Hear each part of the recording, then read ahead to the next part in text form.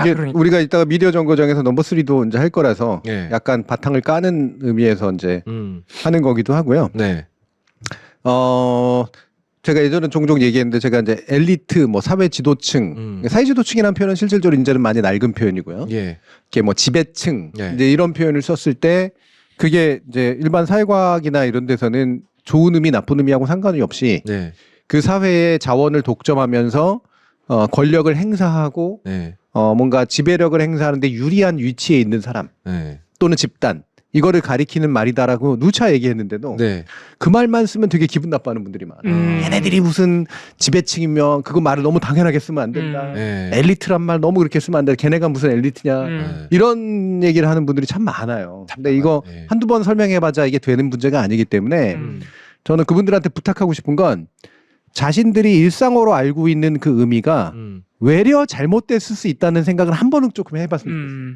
그러니까 언어를 좀 더 제대로 정교하게 쓰려고 하는 직업에 있는 사람과 네. 그러지 않은 사람들 중에 누가 더 언어를 의미에 맞게 쓰려고 노력할까? 이것도 메타 인지의 일종이에요. 본질적으로 보면 오히려 그런데 엘리트라는 말을 쓰지 마세요라는 분들이 엘리트라는 개념을 너무 순진하게 받아들이고 계신 거예요. 그렇지. 그러니까요. 엄청 네. 훌륭한 사람 막 이렇게 네. 생각하는 거 아니야? 네. 그러니까 우리가 예전에 교복 엘리트 막 이렇게 해가지고 그 엘리트라는 개념 자체가 너무 성스러운 것으로 잡혀 있다 보니까 그렇죠. 걔네들한테 엘리트라는 말 쓰지 마세요. 근데 원래 그런 사람들을 뜻하는 말이 엘리트예요. 그렇지. 네. 엘리트를 그렇게 쓰지 않으니 그렇죠. 이게 일상어래니까요. 그게. 네. 일상어가 맞다고 하는 확신을 어떻게 가지세요? 네. 네. 그러니까 그러면 내가 쓰는 말과 남이 쓰는 말이 다르면 뭐에 의존할까요? 내 말이 오라 네 말이 오라로 싸울 거 아니에요. 사전을 펼쳐야지 그러면. 그렇지. 사전이 왜 필요해? 명언이 있습니다. 밖에서 비가 오냐 안 오냐로 싸우지 말고 창문을 열어보라니까? 그럼 비가 오는지 안 오는지 알 수 있잖아요. 말싸움을 할 게 아니라. 네. 그러니까 이제 뭐가 이런 걸 흔히 레퍼런스라고 부르는 거예요. 레퍼런스를 영어를 써서 죄송합니다만 그게 예. 참고서라고 흔히 알고 있지만 근거가 되는 문헌, 예, 또는 자료, 증거 이런 게 흔히 레퍼런스라고 이제 부르는 건데 레퍼런스가 필요한 이유가 있어요. 네. 그게 우리가 서로 다 의외로 알고 보면 각자 다 다른 생각을 하고 있고 되게 다른 의미로 말들을 써요. 그러니까 이거를 공통의 좌표점으로 고정하기 위한 인위적인 작업이에요. 이제 그러지 않으면 너무 막 날아다닐 테니까. 네. 그게 절대적인 권위를 갖는다는 게 아니라 사전도 업데이트가 되거든요. 지배적으로 많은 사람들이 그 말을 그 의미로 쓴다면 예를 들면 짜장면 같은 네. 식으로 그건 표기법에 관련된 거지만 그러면 레퍼런스도 바뀌어. 예. 왜냐하면 시대의 변화를 가져가야 되니까. 하지만 그 전까지는 각자가 주장하는 의미가 맞다라고 이야기할 근거는 결국 레퍼런스뿐이 없는 거라고. 그걸 만들어 놓는 이유가 있는 거지.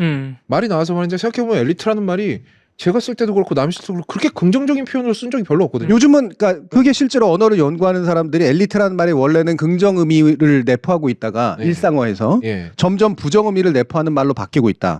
이거는 의미가 이렇게 바뀌었다는 게 중요한 게 아니라 그러니까 그래서 이 말이 지금 바뀐 말이 옳다는 말이 아니라 여기에 담겨 있는 사람들의 의식이나 이미지가 바뀐 게 되게 중요한 거예요. 네.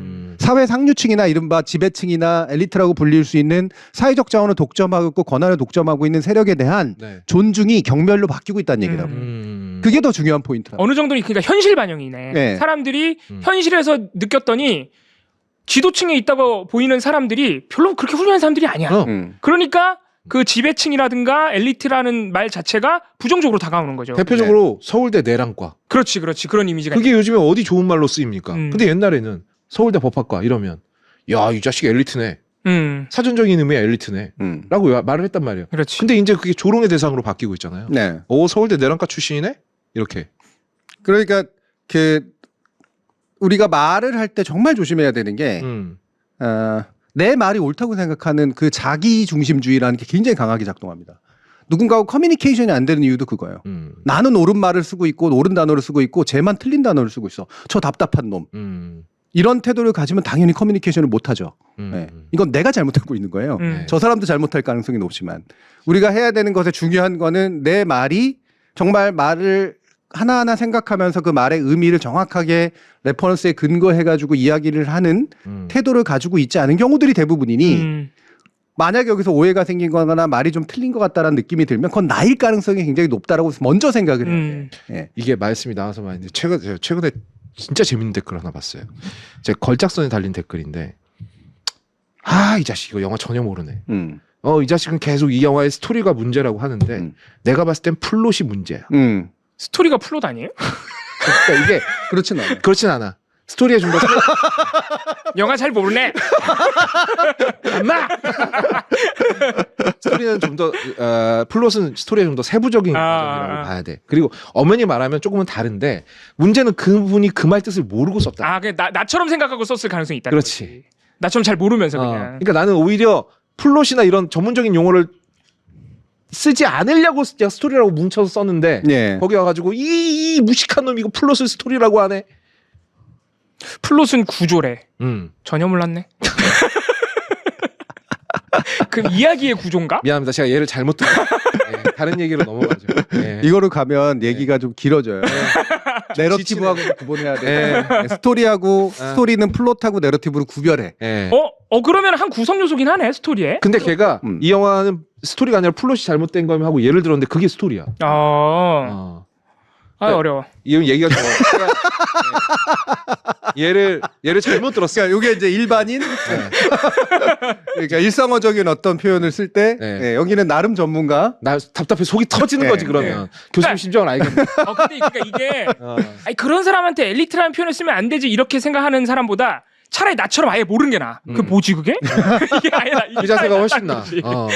플롯이라고 하셨는데 도대체 플롯이 뭔가요? 그치. 이런 질문이 훨씬 양호해. 그러니까 뭔가 이렇게 그 반응을 볼 때 왜 저렇게 기분 나쁘게 저 말을 저렇게 하지? 라고 할 때 그 기분 나쁨을 자기가 짚어보자는 얘기예요. 왜냐하면 내 기분 나쁨이 생각이 들면 나만 옳고 상대가 잘못할 가능성보다 내가 외로 잘못 알고 있었을 가능성이 높거든요, 현실적으로. 왜냐하면 전문가와 전문가가 아닌 사람들 사이에서 만약에 말이라는 문제로 부딪히게 되면 물론 당연히 전문가도 실수하고 언어적인 사용을 잘못하는 경우가 있죠. 그 몇 건의 실수를 가지고 내가 다 잘난 것처럼 생각하는 것도 문제야. 여러 가지로. 왜냐하면 평상시에 내가 쓰는 말들은 일상어의 관점에서 보면 그러니까 여러분들이 쓰시는 일상적인 말들은 정확한 언어의 관점에서 보면은 진짜 멍텅구리 섞이는 엉텅구리라고 합쳐서 표현하시는 거시고요. 근데 웃긴 게 뭐냐면 그 법률 용어 그 어려운 것 좀 쓰지 말라고 이런단 말이에요. 그러니까 법률 용어를 일반인에게 커뮤니케이션 할 때 그 커뮤니케이션이 일반적이지 못한 걸 지적할 수는 있으나 또는 잘난 척하는 걸 법률을 다 일상어로 대체하라고 얘기하면 그건 말도 안 되는 소리입니다. 수학 못 알아먹겠다고 쉬운 말로 해달라고 얘기하는 거하고 똑같은 거예요. 그치, 그걸 담을 말이 없어 일상어 중엔. 아니 공식을 그렇게 많이 적는 건 스노비즘 아닌가요? 잃어버리면 할 말이 없는 거지. 근해 공식을 뭐 다른 말로 뭐라고 해야 돼? 그런 거잖아요. 아니 식이 복잡하면 길게 적을 수밖에 없어 원래. 엉텅구리들. 오늘 엉텅구리 엄청 신났네 사람들. 뭐 이런 걸 창조적 진화라고 하죠. 언어도 진화합니다. 그럼요. 그러니까 아까 카펠라님인가 되게 그러니까 어떻게 보면 되게 대표적인 사례를 들어주신 게 윤석열도 엘리트다. 근데 많은 사람들이 윤석열이 왜 엘리트야? 그렇지. 막 확 기분 나빠하는데 근데 사실 윤석열은 서울대 나왔지, 대통령까지 해먹었지, 검찰총장도 했어. 명백히 지도층이죠. 명백히 엘리트. 그렇게 얘기하면 그 하나하나에 대해서 다 화냅니다. 그러니까 아니야 엘리트 아니야. 서울대가 뭐 학력이면 다야. 검찰 그럼 뭐 직위가 다야. 뭐 대통령 혼자 지가 잘났어 민주주의 사회에서. 그렇지. 근데 그러면서 지도층 걔가 뭘 날 지도해? 그러니까. 근데 원래 개념상으로는 그게 맞다는 거지. 맞지. 그렇죠. 맞아. 원래 그게 맞다는 거지. 물론 이제 지도라는 말에는 과거에 그 앞에서 이끄는 자와 끌려가는 자라고 하는 이제 민주주의적인 심화의 관점에서 보면 좀 더 초기 민주주의적인 그런 태도를 내포하는 거기 때문에 이제 더 이상은 안 쓰이는 게 맞아요. 맞아요. 더 이상 지도하는 게 아니라 의사 결정의 권한을 갖고 있을 뿐인 거니까. 옛날에는 충분히 그랬다고. 왜냐하면 대다수의 사람들이 문맹이고 문맹인 사람들이 지도자를 뽑지 않으면 그 집단은 굴러가지 않지. 당연히. 예전에 군대나 뭐 예를 들면 학력이나 이런 것들이 굉장히 큰 의미였었던 건 실제로 그게 여러 가지 지적 자원들을 가지고 있을 수밖에 없었기 때문에 그래요. 그러니까 그 시기에 맞는 어떤 의미라는 게 있고 시대가 바뀌면 의미도 바뀌어야 되고 용어도 바뀌는 건 맞아. 근데 내가 직관적으로 느끼는 일상어적인 느낌을 절대시하는 그 태도는 제발 버리라는 말씀이에요. 내 말이 어느 부분에서는 내가 단어를 잘못 사용하고 있다라는 걸 인정을 해야 새로운 단어를 받아들이고 배울 거 아니야. 아니면 알고 있던 단어의 이면을 발견하든가 그 말씀하신 겁니다. 근데 사실 이게 쉽지는 않아요. 왜냐하면 지는 것 같거든요. 그렇죠. 왜냐면 나도 다 말할 줄 알거든. 제일 한심한 게 이런 식으로 하다가 이제 논리로 한번 막혀요. 그러면 끝까지 인정을 안 해. 그러니까 다른 데 가면 내가 그 말 쓰고 있어. 그러니까 그런 경우가 종종 보여요. 민주적, 시민적 당당함과 네, 즉 평등적 의식이죠. 네. 차이 내지 전문성 정도의 차이를 혼동하는 경향이 있어요. 상당히. 그게 대표적으로 반지성주의가 만들어지는 이유입니다. 네, 반지성주의가 왜 만들어질까? 다 무식해서 만들어질까? 아니에요. 건방져서 만들어진 건방져서. 네. 그러니까 내가 알 수 있는 것과 모를 수 있는 걸 구별하는 능력이 지성이라고 본다면 모르는 것도 다 평등하다라고 생각하는 거. 네. 예, 알고 모름에는 평등함이 작동한다. 모르는 사람이라고 해서 한 표가 주어지지 않는 게 아니고 아는 사람이라고 해서 세 표가 주어지지 않는 거예요. 그게 시민권적 평등이야. 하지만 모른과 알미라고 하는 건 다른 문제, 지식의 문제에서는 다른 문제라고 하는 것들을 이해하지 못해. 이게 반지성주의의 출발점이에요. 그래서 제가 종종 딴 데 강의 가서도 얘기하고 그러는데 아이작 아시모프가 한 얘기가 있는데 자기네 나라, 미국이란 나라의 정말 근본적인 문제 중에 하나는 나의 무지가 너의 지식과 동등하다고 착각하는 것이다. 예, 이게 반지성주의의 출발이다. 네. 그러고 보니까 제가 들었던 가장 기분 나쁜 말이 물론 방송이고 컨셉이었는데 가장 기분 나쁜 말이 그거였어요. 어떤 여성 출연자가 저한테 그래봐야 거의 없던 님이나 저나 똑같이 관객 아닌가요? 우와 정말 못 집어 던질 뻔했습니다. 아니 극장 가서 표 내고 똑같이 영화를 보는 관객 1인 건 맞지. 그렇죠. 네. 하지만 그 영화를 보면서 내가 파낼 수 있는 것과 본인이 파낼 수 있는 게 다르잖아. 그렇죠. 네. 근데 왜 그걸 똑같이 보냐고. 그러니까 나도 모르지만 너도 모르잖아라는 태도잖아. 근데 내가 아는지 모르는지 지가 어떻게 알아. 그렇지. 영화 평론가와 일반 관객도 똑같은 값을 내고 영화표를 사지만 평론가와 일반 관객은 다른 건데. 그렇지. 네, 그거를 나도 너만큼 많이 알아. 또는 너도 나만큼 모르잖아라고 등치시켜버리려고. 네, 물론 의도는 아니었는데 제가 방송 시작하고 나서 들은 가장 기분 나쁜 말 중에 하나였어요. 그건 못생겼다는 말보다 더 기분 나빴어요. 뭘 선택하고 싶어요? 예? 못생겼다와 너나 나나 똑같은 관객이잖아. 와 씨. 야 이거 어려운 밸런스 게임이다. 차라리 못생긴 거. 역시 포기할 수 없는 전문 분야. 야, 이 자존심. 이것 빠지면 나 뭐 먹고 살아. 나 못생겼다는데 일부분 인정할 수도 있거든. 아유, 못생기지 않았지. 자신감이 또 바탕에 깔려 있는 거야. 못생기지 않았다라는 자신감이 있어. 그렇지. 우리 엄마는 내가 세상에 제일 잘생겼다고 그랬어. 장동건보다 잘생겼다고 그랬어. 우리 엄마는 나한테 거짓말한 적 없어. 그러니까 그건 사실이야. 저는 현대 사회의 가장 심각한 병리 중에 하나가 반지성주의라고 생각해요. 네. 그러니까 이 반지성주의는 되게 심각한 문제를 내포하거든요. 그러니까 이게 우리가 좀 더 공통적으로 우리의 지적 능력을 높여나가고 지식을 높임으로써 사회에 유익이 되게 만드는 방향을 이제 완전히 바깥으로 뒤집는 거야. 더 이상 우리가 더 많이 알 필요도 없고 더 많이 알아낼 이유도 없고 지성을 위해 투자할 이유도 아무것도 없어져요. 맞아요. 네. 무식하고 당당하면 뭐 세상에서 제일 잘나지는데 뭐. 네. 무식할수록 잘나지는 기현상이 벌어져. 그렇죠. 네. 그게 사회 전반적으로 일어나는 효과라고 하는 건 지금 우리가 보는 맞아요. 극우 집단이에요. 네. 전형적인 반지성주의 집단 아닙니까?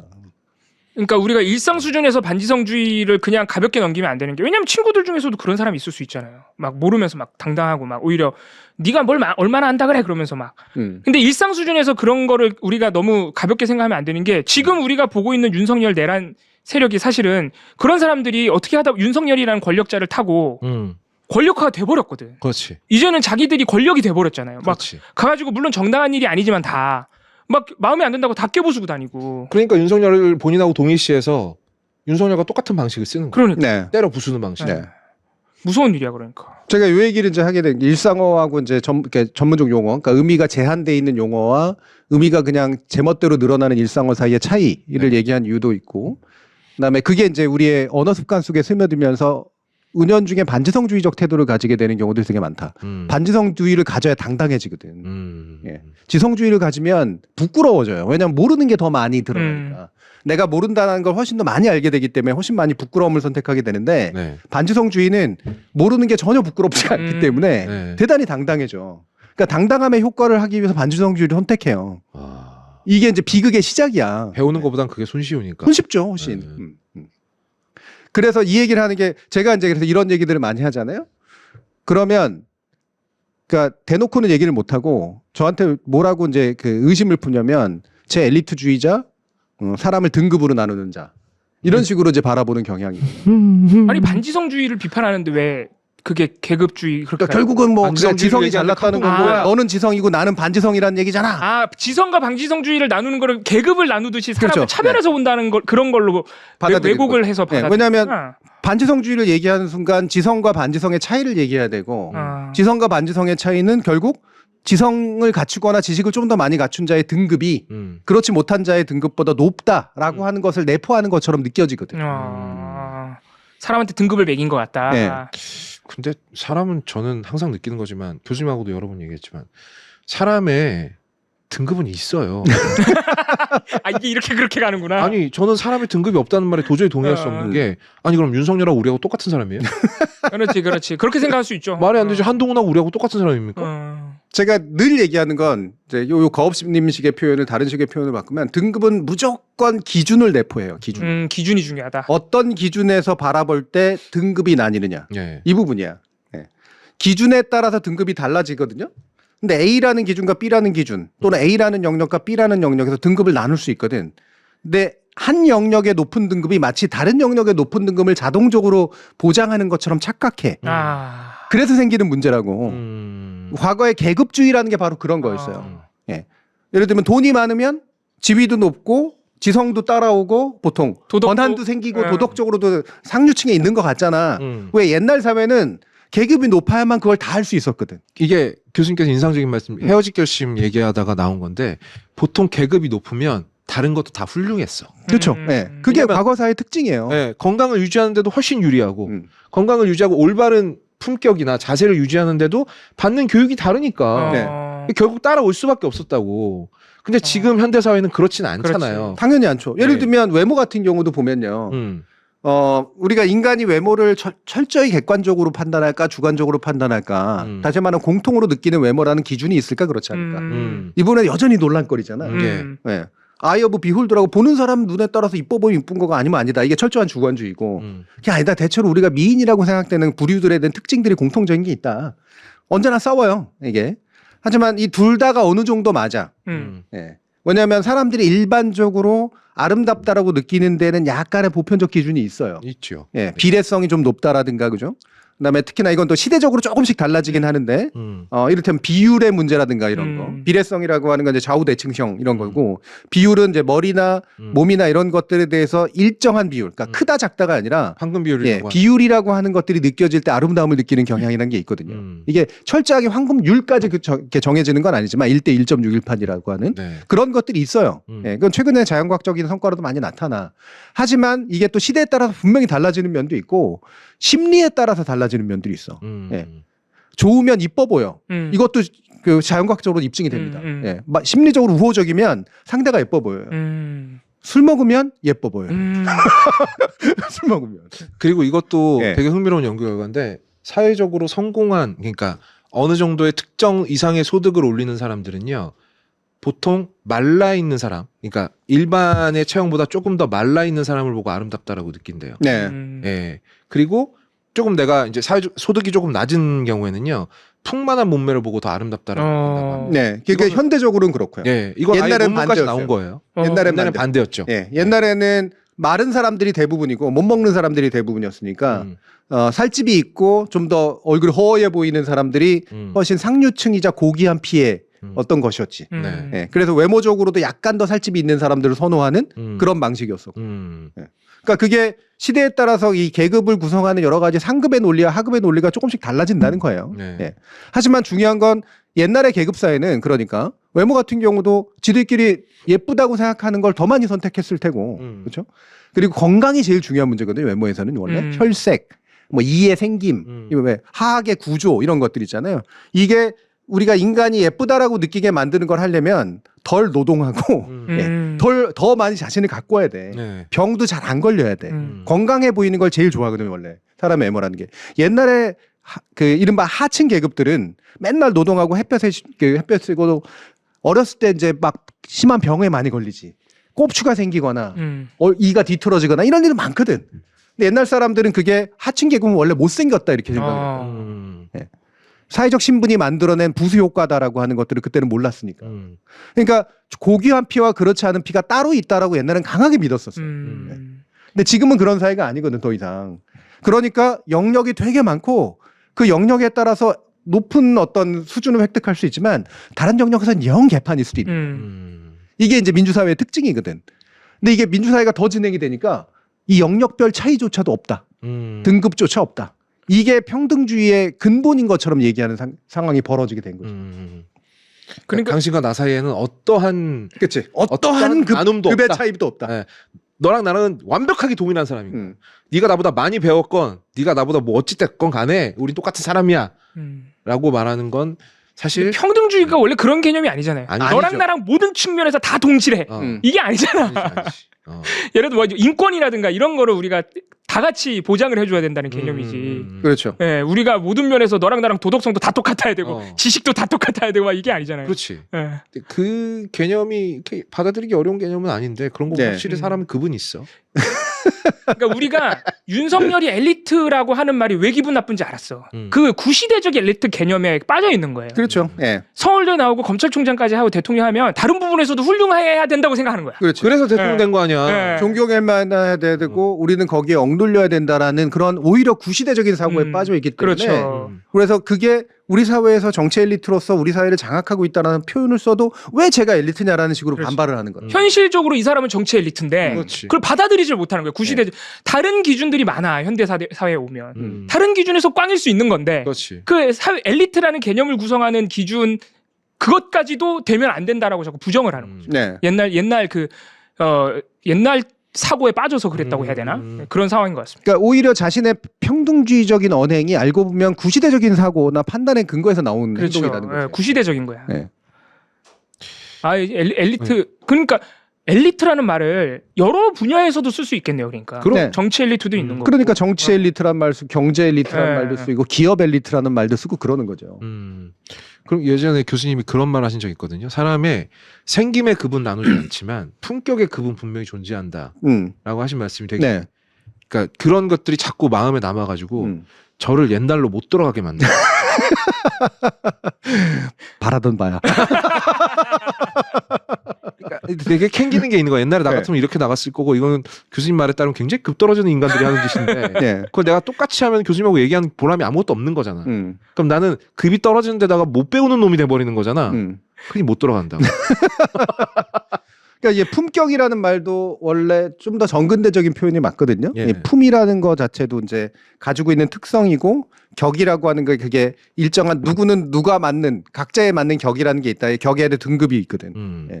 또 품격이란 말은 정근대적인 말에서 유래된 건 맞는데 중요한 건 품격의 핵심이 뭘까? 우리가 품격을 등급으로 나눌 수 있다면. 품격의 핵심?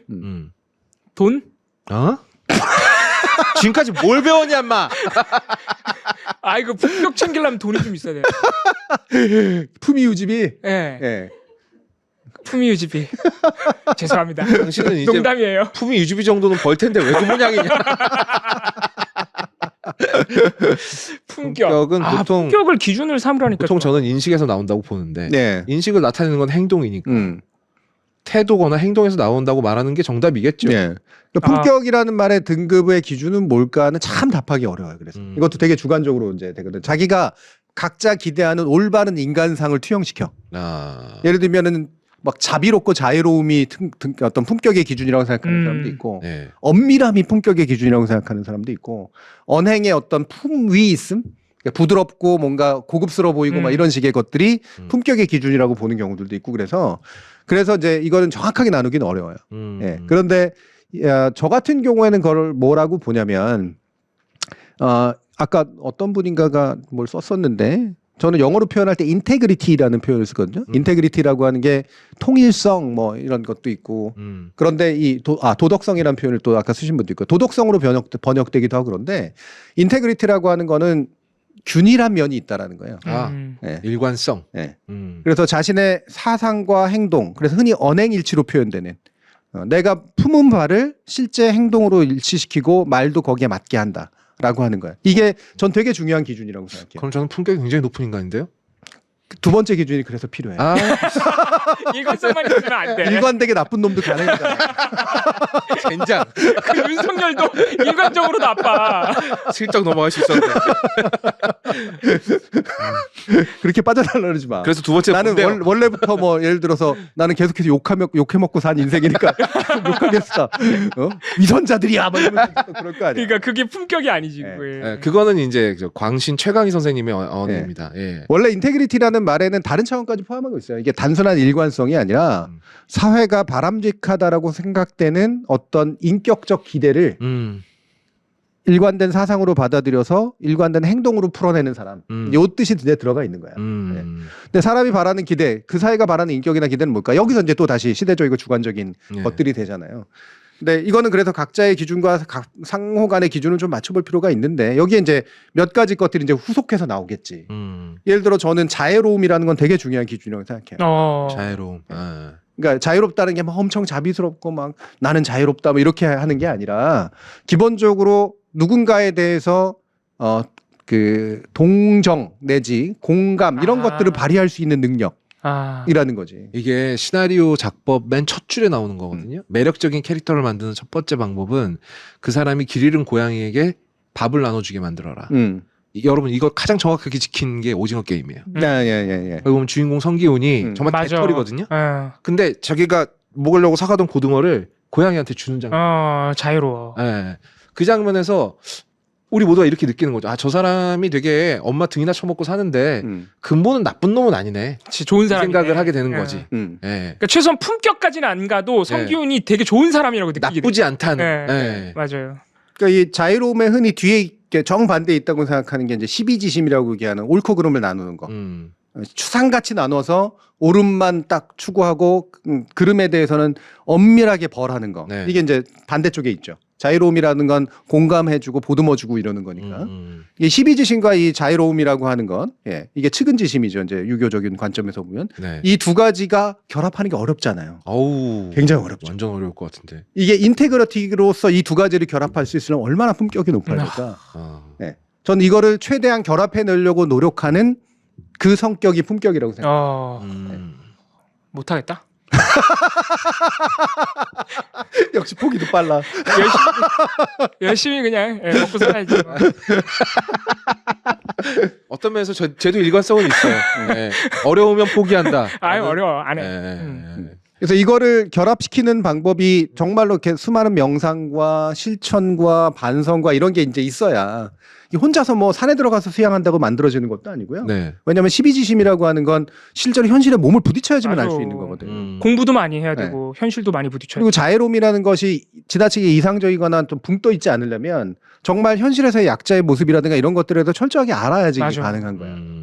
그러니까 이 두 가지를 결합시키려면 단지 붕 떠 있는 상태에서 가능한 게 아니에요. 계속해서 뭔가 지행 합의를 하기 위해서는 현실에 부딪혀야 된다고. 근데 그 과정에서 이걸 하기가 참 어렵기 때문에 그래서 보조적인 수단으로 선택하는 게 예의범절이에요. 그래서 예의범절은 일종의 포맷, 공식이거든. 사람이 품격 있어 보이게 만들기 위한 어떤 행위 준칙이잖아. 이게 말도 되게 좀 예쁘게 하고 상대를 사려 깊게 대하고 속으로는 무슨 생각이 들어도 어쨌든 너무 세지 않게 대하고 뭐 이런 거.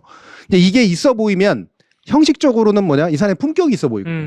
그래서 품이 있어 보이는 언행, 품이 있어 보이는 말투, 품이 있어 보이는 예의 범절 이런 것들을 갖추는 게 가장 품격이 있어 보이는 길이지. 근데 여러분들도 잘 알지만 예의 범절만 잘 갖춘 사람들도 많거든. 그렇죠. 요즘 그것조차 없어서 문제긴 한데. 예의 바른 후레자식들도 많이 있거든요. 그런데 저는 이 예의 범절이 아무리 형식적인 거라고 해도요. 대부분의 사람들은 이 12지심과 이 자유로움이라고 하는 걸 동시에 갖추는 인테그리티를 갖추는 건 정말 어려운 일이기 때문에 그래서 예의 범절부터 배워야 된다고. 아, 그러고 보니까 더 글로리에 나오는 하도영 있지 않습니까? 거기서 이게 아주 나이스한 강아지라고 불리는 사람인데 근데 그 사람이 인간적인 매력이 아예 없진 않거든. 그리고 왜냐면 품격 있어 보여요. 형식은 칼같이 지키는 맞아. 존댓말을 해. 자기 맞아. 운전기사한테도 철저하게 존댓말하고 근데 말 내용은 겁나 싸가지 없어. 자유롭지 않지. 자유로움은 일체 없는 사람이야. 운전기사 무시하잖아요. 근데 앞에 그래도 나이스가 붙기는 하잖아요. 네, 그렇죠. 그래서 여러분들이 흔히 아는 계급 사회에서 이른바 상류층은 이미 다른 것들, 이제 물적 자원이라든가 뭐 배움이라든가 이런 것들은 다 갖춰. 왜 갖추기 하니까. 여러 가지 방식으로. 그래서 집중적으로 가르친 게 예의범절이라고. 예의범절이 상류층으로서의 품격이라고 하는 것들을 가장 명확하게 담보하는 수단이니까. 근데 그걸 되게 많이 가르쳤고 그게 에티켓이라는 이름으로 지금도 남아있는 거거든요. 그래서 진보적인 태도를 가지고 있거나 좀 더 평민적인 태도를 가지고 있는 사람은 이 품격의 핵심의 구성 요소인 에티켓이나 예의범절을 깨는 식으로 저항해.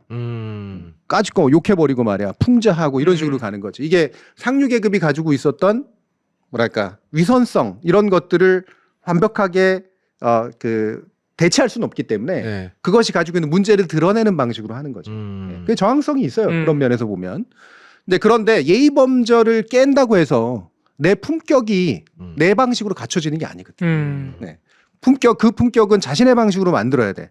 그러면 내 계급에 또는 내 계층에 또는 나라는 인간의 이 시대에 이런 뭔가 사람에 대해서 되게 자비로운 태도와 함께 그래도 옳고 그른 걸 명확하게 구분할 줄 아는 걸 어떻게 상대에게 일상적으로 상처가 되지 않게 만들어줄 수 있는가. 이거 고민해야지 이제. 그걸 쌓아나가는 게 굉장히 중요한 부분이거든요. 근데 이제 품격이나 이런 것들이 가지고 위선성을 깬답시고 일부러 예의범절도 안 배우고 예. 그것의 핵심이 돼야 될 어떤 누군가에 대한 공감 능력이라든가 저 옳고 그름 정의를 판단하는 능력 자체를 그냥 다 필요 없는 거라고 생각하는 그렇게 해서 남은 게 뭐야.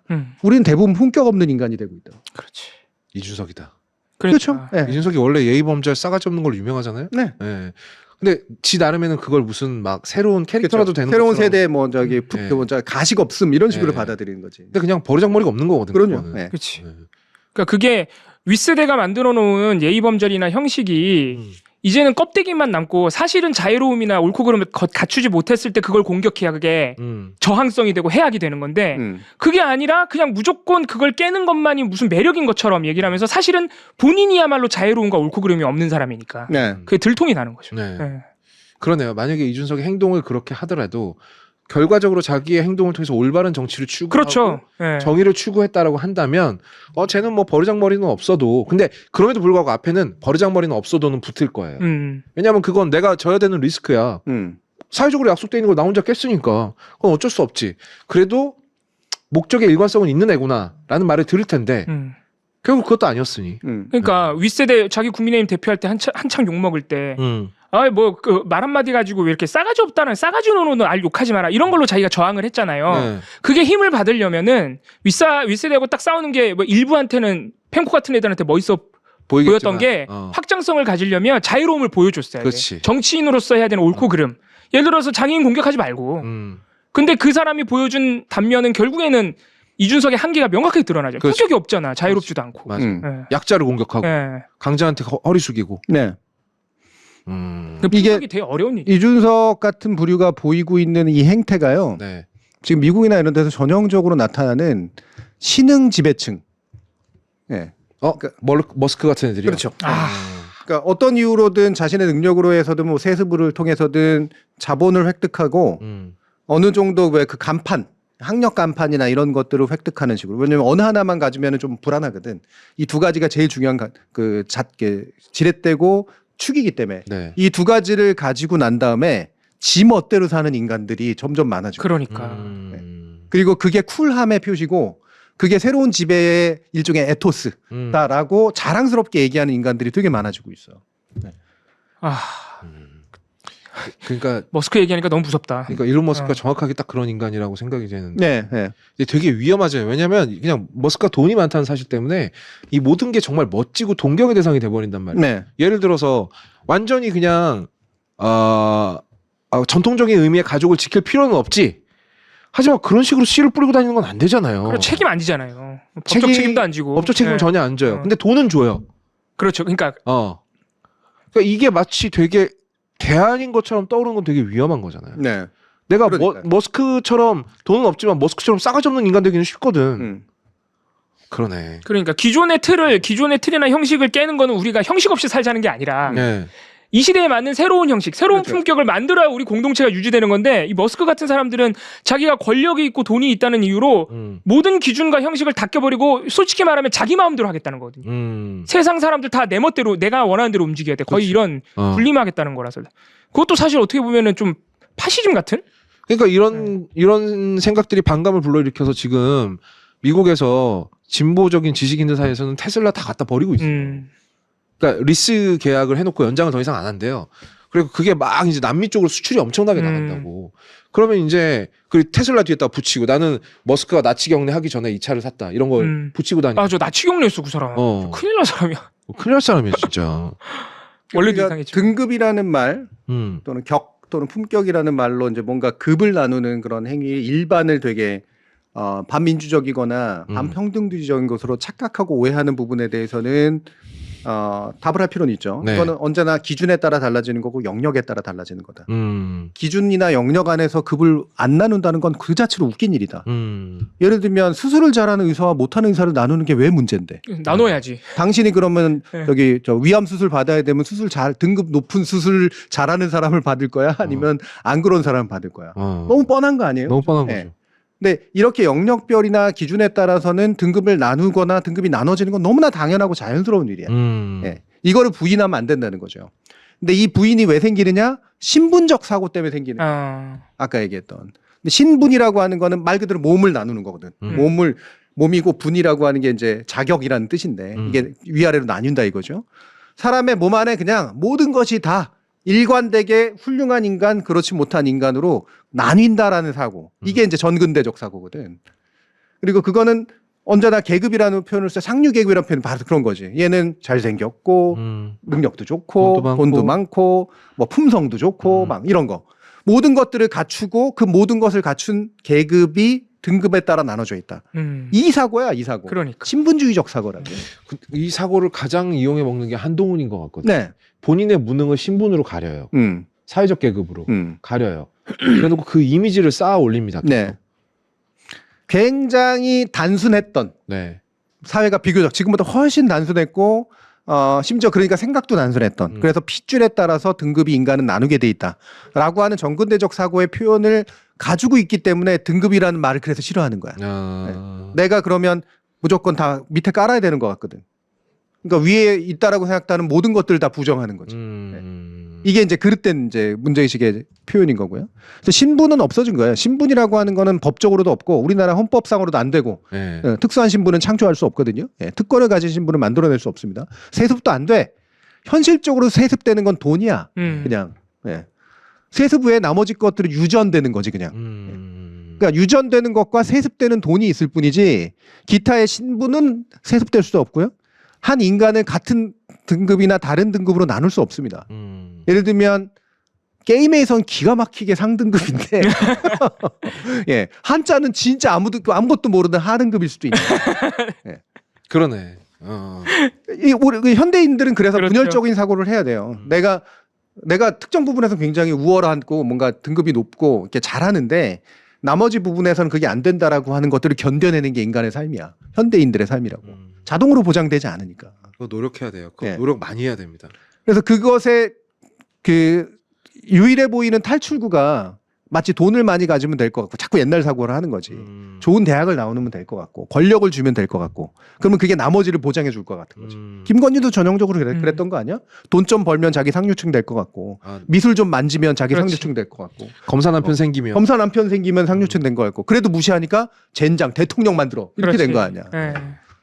그런데도 우리는 그 천박함을 지울 수가 없잖아요. 네. 한 인간의 천박함을. 전화통화 목소리로도 그 천박함이 묻어나옵니다. 네.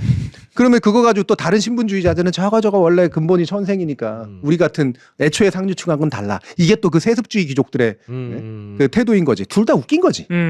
그냥 나는 굳이 말하면 그래요. 김건희는 특정 면에서는 상당히 높은 등급의 능력을 가질 수가 있어. 그게 뭔지는 잘 모르겠어. 탬버린인지 뭔지 잘 모르겠어. 네. 그거는 저는 거기에 대한 정보는 없으니까. 가스라이팅 능력. 네. 네, 상급. 예를 들면은 그 사람의 엄마는 사기쳐서 돈 버는 능력은 그렇지. 높은 등급인 것 같아. 사기 능력이 엄청 사기 높지. 능력이 좋은 네. 거지. 네. 그리고 그 집안이 그런 것 같아. 예를 들면 윤석열은 아버지가 때려가지고 공부시켜서 그랬는지 몰라도 어쨌든 시험부 잘 보는 능력은 있었던 것 같고 자기 패거리 몰아가지고 이 그 검찰 같은 그런 조폭 조직에서 넘버 2 되고 넘버 1 되고 이거는 잘하는 능력을 타고났고 그래서 등급이 높은 것 같아. 그런 면에서 보면. 하지만 인간 등급은 내가 볼 때 되게 낮은 인간이에요. 네. 그보다 낮을 수 있을까 싶을 정도로 낮. 그렇죠. 네. 네. 어디서 저런 게라는 말이 자동으로 튀어나오는 그런 정말 최소한의 어떤 그런 것도 갖추지 못했지만 그거와 별개로 다른 능력은 발달할 수 있는 것이다. 그러니까 우리가 조심해야 되는 게 윤석열이나 김건희처럼 굉장히 천박한 등급 인식을 가지고 내가 서울대 가면 또는 내가 대통령 남편을 만들어 놓으면 내가 모든 부분에서 다 되게 고귀한 품격을 지니고 또는 엘리트가 되겠지. 이게 구시대적인 생각이라는 거 아니에요. 이거를 거부하는 우리도 사실은 조심해야 되는 거야. 그렇게 서울대라는 껍데기로 모든 부분에서 등급이 올라갈 거라고 착각하는 것만큼이나 등급을 나눠야 될 부분에서도 등급을 나누지 말아야 된다는 것도 사실은 구시대적인 그렇지. 관점이라는 거죠. 네, 정확합니다. 등급을 나눠야 될 게 있고 나누지 말아야 되는. 서울대는 다른 분야의 등급 기준이 되면 안 된다. 이런 거를 무조건 등급을 나누면 안 된다. 이렇게 또 착각하면 안 된다는 거죠. 서울대 졸업하는 애들이 대표적인 다 바보 같은 생각하는 게 그거예요. 내가 20살까지 엄청나게 노력해서 서울대 등급을 따면 나머지가 자동으로 보장된다고 그렇죠. 착각해. 신부의식을 가져. 네. 그리고 그게 안 되잖아요. 질투와 시기가 장난이 아닙니다. 못 배워먹은 놈이 제가 왜 나보다 돈 잘 벌어? 제가 왜 나보다 유명해? 실제로 이래서는 안 돼. 세상은 그러니까. 이렇게 돌아가면 안 되는 거야. 네. 이런 생각한다니까. 그런 유형의 댓글 많이 받아봤어요. 네. 그러니까. 근데 그거를 부정하는 우리도 조심해야 된다는 거죠. 서울대가 다른 부분에서도 등급을 나누는 기준이 되면 안 되는 것은 맞는데 수술을 잘하는 의사와 수술 못하는 의사를 등급 짓지 말라는 거는 그렇죠. 그거는 필요한 기준이거든. 네. 네. 그 부분은 서울대라는 학력의 예측성이 높아요. 네. 실제로 예를 들면 시험 잘 보는 능력이라든가 아니면 목표를 세워가지고 문제를 해결하는 능력이라든가 이런 것들은 예측성이 높아. 예. 그렇기 때문에 그 분야에 있어서는 이른바 학력 내지 좋은 대학을 나왔냐 그렇지 않았냐 차이는 날 거라고. 그렇죠. 네. 여러 차례 입증이 돼. 하지만 그렇다고 그 인간이 훌륭한 인간이 아닐 그렇죠. 가능성이 요즘은 외로 높아지고 있다고. 반대 지표가 맞아요. 되고 있어. 반대 지표가. 그래서 다른 분야의 기준이 될 수 있는지를 잘 따져봐야 된다. 예. 그게 오늘의 교훈인 그러면 거죠. 그 인간의 등급을 내 안에서 확정하기 위해서는 굉장히 신중한 관찰이 맞아요. 네, 그럼요. 맞아요. 네. 그러니까 그냥 단면적인 모습을 보고 그 사람의 등급을 내 마음대로 조정해 버리는 것도 사실은 굉장히 폭력적인 일이고 무엇보다 틀릴 확률이 굉장히 높다는 거죠. 네, 그거를 우리가 인식하고 있어야 된다. 진짜 그 사실은 이런 면에서 우리가 어떤 소위 말하는 엘리트 계급 인간의 어떤 저열함의 끝을 한번 경험해 본 것 같기는 합니다. 네. 아주 강렬한 잊어버릴 수 없는 평생 잊어버릴 수 없는 예시를 본 것 같아요. 그러니까 이런 거죠. 네, 서울대 나온 사람 다 훌륭해. 야 윤석열 봐. 이러고는 끝나죠. 그러니까 지금은 격렬하게 세계가 유동하고 있고요. 네. 기성에 그래도 막 어떻게든 살아남아서 세습귀족으로 계속 살려고 했던 이른바 과거 신분적인 관점에서 보면은 이것저것 다 높은 어떤 등급을 가지고 있는 사람처럼 죽어라고 애를 써야 됐었던. 예. 근데 이런 계급이 있어 아직도. 이를테면 영국의 왕족이라든가 이런 애들이 있다고. 예, 아직 남아 있죠. 되게 힘들게 살아요. 그러니까 그 찰스 아들 중에 한 애는 나름대로 품격 있어 보이게 살고 노력하고 그 동생은 안 그렇잖아. 그 사고 많이 치는 애. 네, 너무 빡세 보이거든. 나 저렇게 못 살 것 같아. 그러니까. 내가 태어나기는 이렇게 고귀하게 태어났는지 몰라도 이거 다 채우기 너무 힘들어. 네. 이렇게 되는 거야. 그리고 이게 점점 어떻게 나타나냐. 지금 일론 머스크 같은 애가 등장하듯이 우리가 일반적으로 높은 신분 내지 높은 계급이라고 생각되는 인간들의 이 모든 면에서의 어떤 높은 수준이라고 하는 걸 지들이 스스로 깨고 있어. 그러니까. 그게 더 이상 자기가 원하는 걸 창출하는 데 도움이 안 된다는 걸 알고 있는 거야. 네. 다 벗어 던지는 거지. 그러니까 다른 기준들까지 다 깨부수는 그 트럼프 같은 사람들이 조심해야 되는 거는 트럼프가 너무 그렇게 해버리니까 자기가 왕인 것처럼 모든 분야에서 행동을 해버리니까 아까 말씀해 주셨는데 그 사람은 사실 엄밀히 따지면 자동차 만드는 데서는 등급이 높았잖아요. 누가요? 그건 트럼프, 트럼프래. 트럼프라고 자동차를 안 만들. 트럼프 주로 이제 나를 갑자기 트럼프가 자동차를 만들었다. 안 만들었어. 좀 만들지죠. 호텔 많이 만들고. 어쩜 이렇게 자연스럽지? 둘이 같은 사람 아니야? 요즘 하긴 실제로 트럼프 머스크? 그래요? 그런 말 쓰더라. 트럼프 머스크. 근데 뭐 거기까지 생각하고 한 얘기는 아닌 것 같고. 그러니까 머스크가 조심해야 된다는 건 본인은 그래도 그나마 이렇게 망가지기 전에는 자동차 업계에서는 등급이 높았거든요. 높았지. 근데 이제 너무 그렇게 왕처럼 굴리나 하니까 원래 맞는 그 기준 안에서도 자동차 만드는 분야에서도 같이 떨어지고. 솔직히 흔들리고 있어요. 흔들리고 있어. 떨어지고 있어. 신뢰를 그렇죠? 깨먹고 네. 있어. 왜냐하면 테슬라가 소위 이제 미국에서 힙하고 진보적인 사람들이 많이 애용하는 브랜드인데 거기서 인식을 이렇게 망쳐버렸으니 이제 앞으로 어떻게 할 거야? 테슬라 주가 막 미친 듯이 떨어지고 있는데 그거 본인 책임이라고 인정도 안 할 거 아니에요. 네.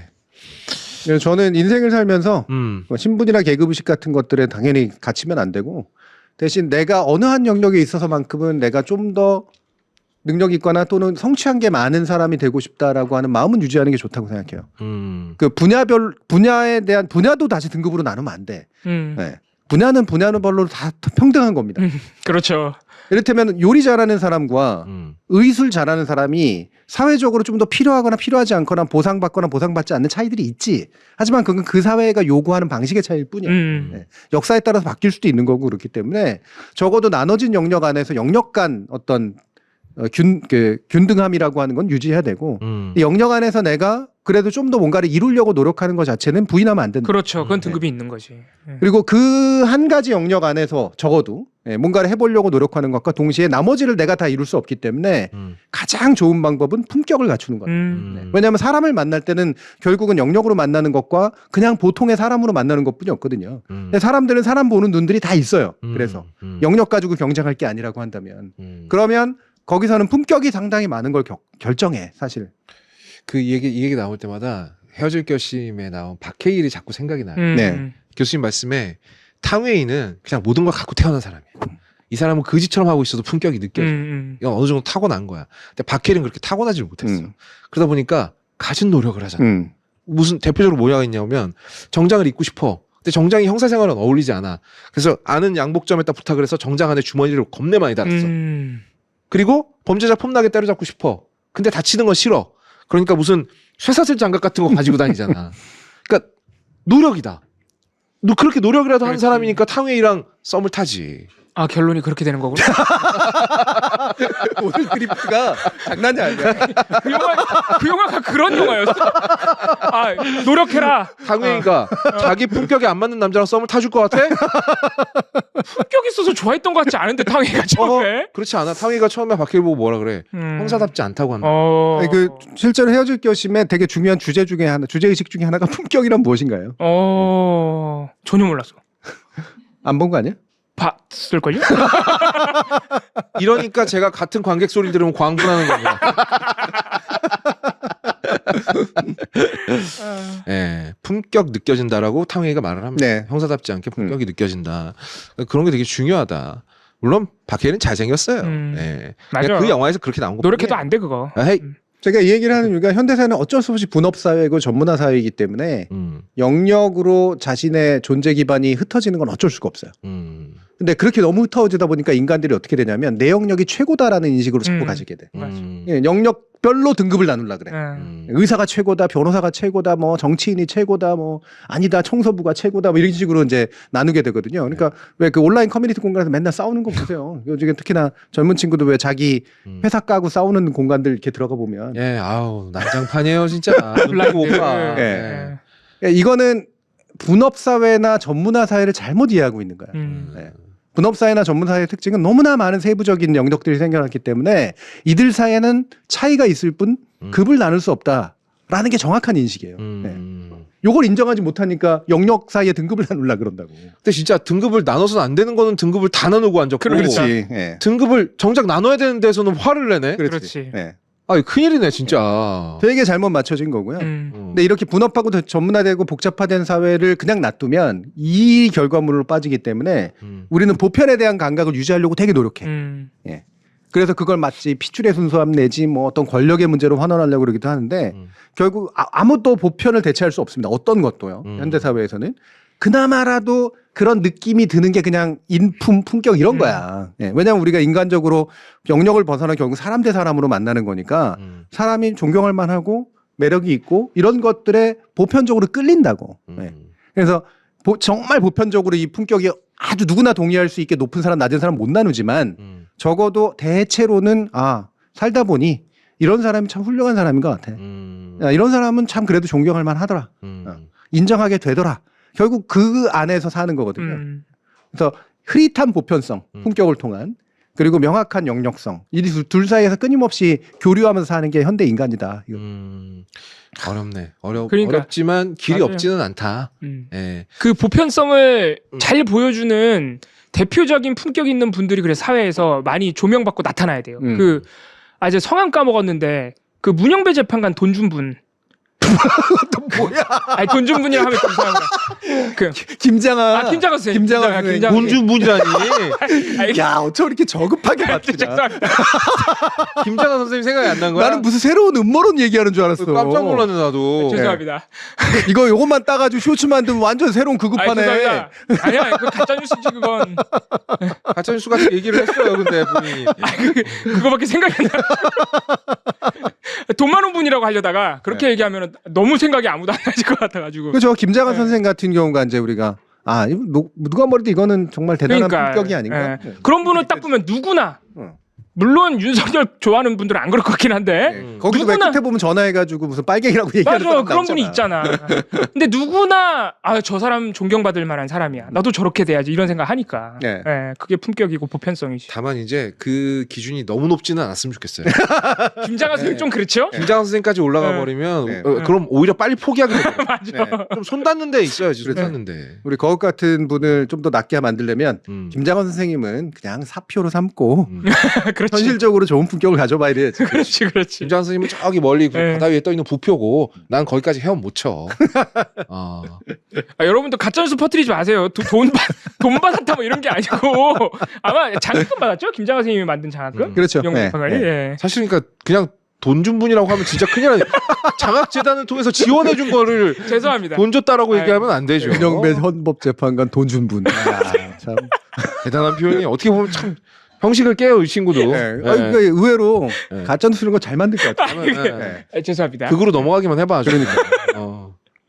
큰일 날 뻔했네. 자, 오늘 넘버 3 얘기할 시간이 굉장히 많이 줄어들었는데 넘버 3는 짧게 이야기해 보도록 하겠습니다. 네, 오늘 얘기한 거 상당 부분 얘기해 보셨어요. 네, 다 얘기를 해버렸거든요. 대충은 느낌이 옵니다만 그래서 우리 그 음악이 나가는 동안 음악이 좀 길게 나가는 동안 저 아까부터 몸에서 식은땀이 나는데 왜 그런지 봤더니 혈당이 떨어진 것 같아요. 저녁을 안 먹고 왔거든요. 먹을 시간이 없어서 과자 하나 집어 먹고 화장실 한번 갔다 오도록 하겠습니다. 자, 그럼 여러분 넘버 3 다들 보셨죠? 미디어 정거장에서 계속 가도록 하겠습니다.